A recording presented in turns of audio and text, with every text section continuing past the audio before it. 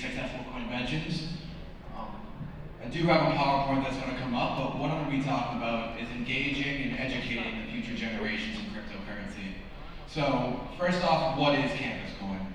Campus Coin is my baby. It's something I created coming straight out of college when I realized students nowadays understand that there is something about cryptocurrency. They understand that blockchains exist, but they don't understand where to start or where to gain access to this. So what we want to do is create an ecosystem within the collegiate demographic that connects students, parents, retail stores, and institutions all on the blockchain to create a new financial ecosystem that lets students understand that financial freedom is available, that there are solutions to the corrupt system that's available nowadays. Do we have the PowerPoint? If not, that's fine. What? All right. So obviously the first thing we need to do as a cryptocurrency is really gain mass adoption. We need to educate students to do so. So the first question is, why the collegiate demographic? Well, right now, there's over 20,000 plus higher education institutions in the world.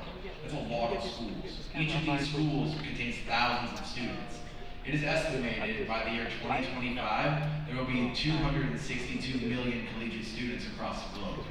That is a lot of students to target, especially at an age where they're more apt to adopt these disruptive technologies. They're in an area where people are trying to learn new information and trying to mold their lives to ensure that they move in the proper direction and, like I said, can gain financial freedom in their life. Right now, a study was recently released by Coinbase that stated in the United States approximately 18% of students have either heard of or hold a cryptocurrency.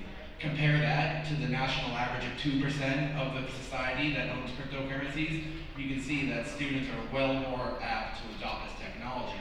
So the problem is, how do we get it to these students? How do we ensure that these students can go ahead and adopt these cryptocurrencies and utilize them? We go ahead and we try to promote Bitcoin, we try to promote Ethereum, we try to promote Litecoin. We're throwing so much at these students that they don't know which one to go for. They don't know which project will truly benefit them. So what we want to do is we want to create an ecosystem that it teaches students what blockchain is first. We want to introduce them to what the technology is, not push an agenda or a product. By having students understand the technology itself, we can move forward and have them, when they leave the collegiate atmosphere, be able to make their own decision. So the goal of our ecosystem is to take students from beginning to end. And by beginning, I mean introducing them to cryptocurrencies. There's plenty of people out there who have no clue what it is.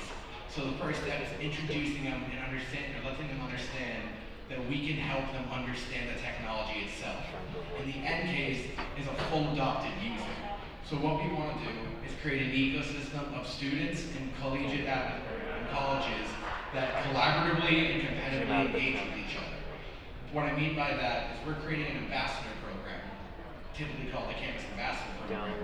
And what we're going to do with this is we're going to reward students for helping push Campus Going idea and our vision, and not the product itself, but the vision of education. So when I mean rewarding students, obviously the easiest method of doing so would be rewarding them with tokens.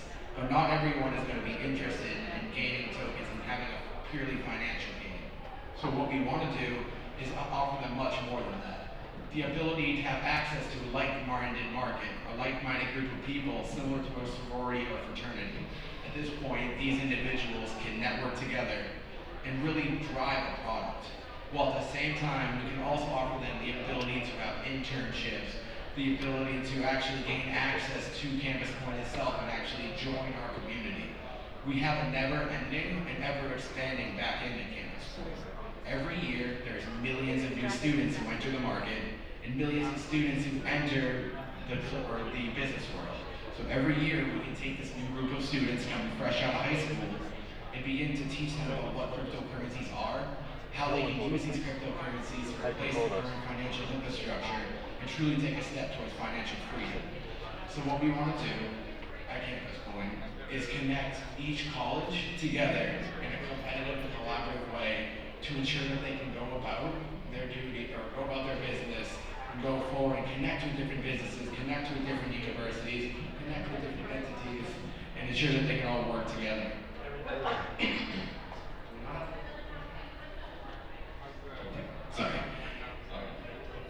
So basically at campus going, what we want to do is we're going to use our mobile application to obviously replace the current financial infrastructure within colleges.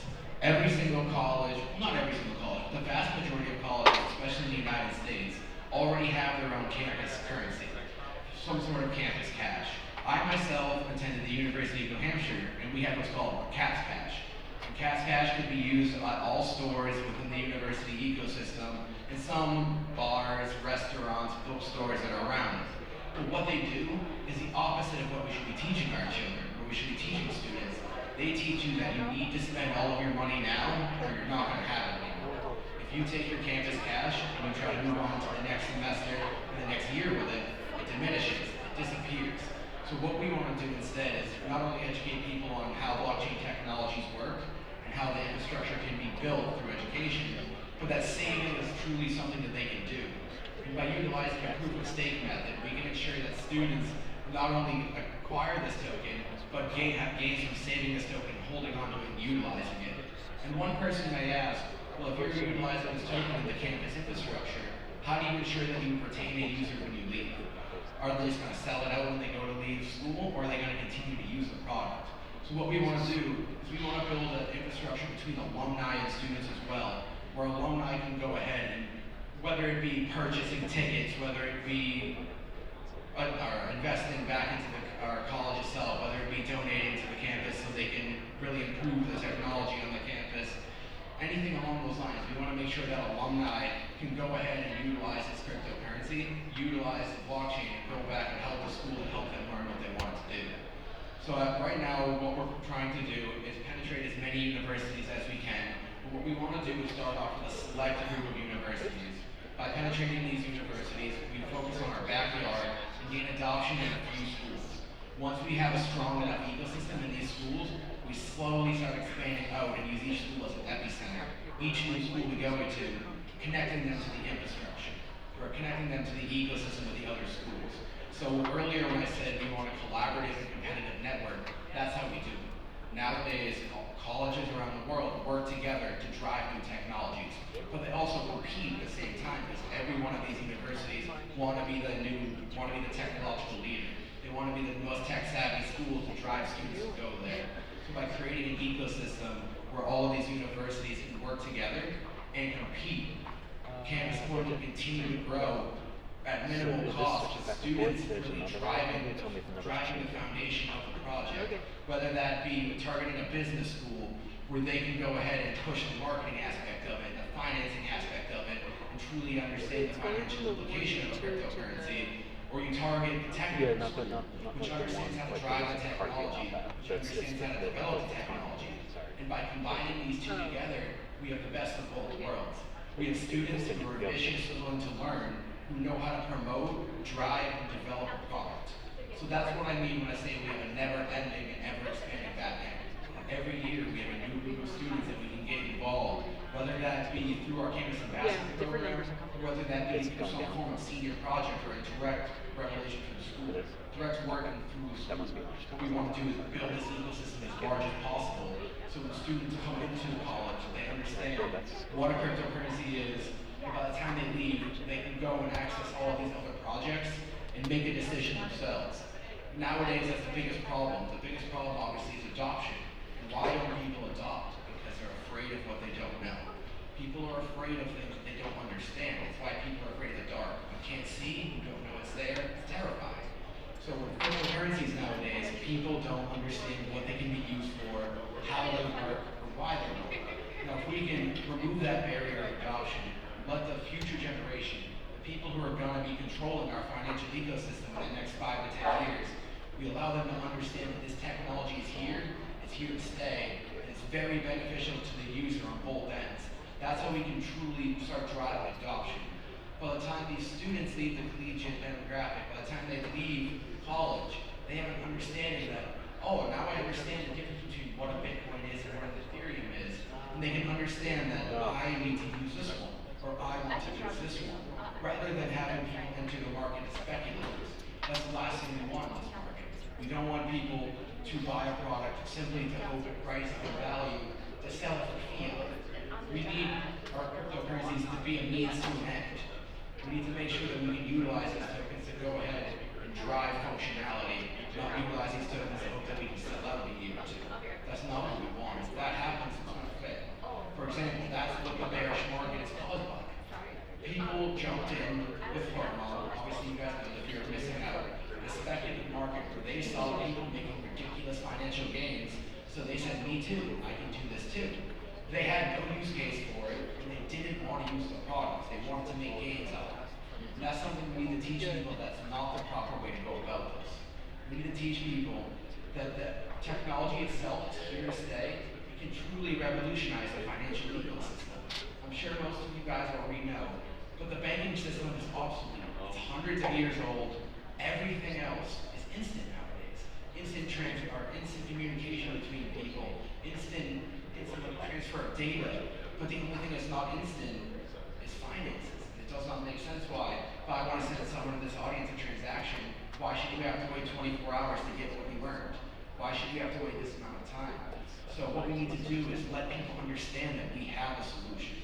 It's right in front of our faces, and the only thing people need is to just hold it straightforward, directly, what the technology is, how this technology is going to work, and why it can benefit them. And what better place to do that than in a demographic that is there to learn something completely new. It's their first time separating from their parents. It's their first time having your own freedom. So at this point, we have this freedom. We're trying to learn how life can really progress. This is when you can attack these people. As I said, the collegiate demographic is much more willing to adopt disruptive technology than someone who's been set in their ways for years. When they're first entering the financial ecosystem is when we need to attack. And that's what we need to do. So at Campus Coin, we don't focus on pushing Campus Coin. We don't want to go ahead and teach people what Campus Coin is. We want to teach people what the underlying technology is. And we want to use our token, Campus Coin, as a use case to show students how easy it is. People use Venmo every day. People use banking systems every day, but they don't understand how it works. So that's why they're willing to be stuck in their ways and be subject to fees and fines and things that they should not be subject to. If a student in India wants to send money to, or a parent in India wants to send money to their student in the United States, why should they be subject to 15, 20% fees? When we have technology that can allow that to happen instantaneous and at a fraction of the cost. The thing is, people, like I say, people don't understand that this is an option. So by targeting the collegiate demographic, we can ensure that the future generation both is educated and is willing to engage in these new technologies. In essence, helping every crypto project out there.